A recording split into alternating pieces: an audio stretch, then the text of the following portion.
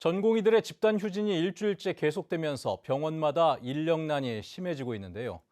응급실 이용을 못해 다른 병원으로 옮겨지는 이른바 응급실 뺑뺑이도 나타나기 시작했습니다. 이따금 기자의 보도입니다. 제주에서 전공의 수가 가장 많은 제주대학교 병원.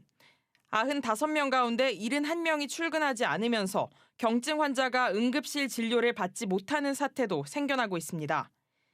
지난 20일에는 복통으로 응급실을 찾았던 80대 여성이, 22일에는 어지럼증을 호소한 40대 여성이 다른 병의원으로 돌려보내졌습니다. 지난 일주일 동안 3명의 환자가 응급실 앞에서 의사 인력 부족으로 재이송됐습니다. 응급실 대기 시간도 평소보다 30분 넘게 길어졌다는 말이 나옵니다.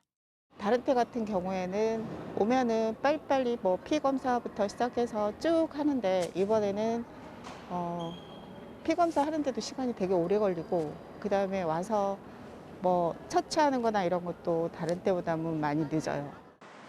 전공의 35명 가운데 27명이 의료 현장을 떠난 제주 한라병원. 전공의가 주로 배치됐던 중환자실은 일손 부족과 업무 과부하가 심각해지고 있습니다. 중증 환자를 진료하는 분야는 모두 다 아시다시피 야간 휴일에 집중되고 한 명이 진료하는 것이 아니라 다수가 들어갈 때는 반드시 전공의나 인턴이 들어가기 때문에 그쪽 인력에서 상당히 어려움이 많이 호소되고 있기 때문에 제주에서도 전공의 집단 사직 여파가 커지기 시작하자 제주도는 응급의료지원단을 긴급 운영하기로 했습니다. 응급 환자 이송 지침을 마련하고 운영 상황을 살펴 응급실 뺑뺑이가 늘어나는 걸 막겠다는 겁니다. 병상이 부족한다든가 의사가 갑자기 없다든가 그러면은 우리 못 받아 이렇게 할 수도 있는 상황이었습니다. 근데 이것은 지금 모니터링을 해서 왜 못 받는지 그때 당시 어떤 상황이 됐는지 이런 것들을 체계적으로 이제 분석을 하겠다는 겁니다.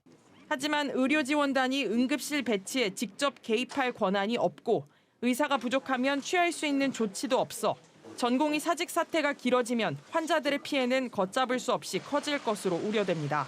MBC 뉴스 이따금입니다.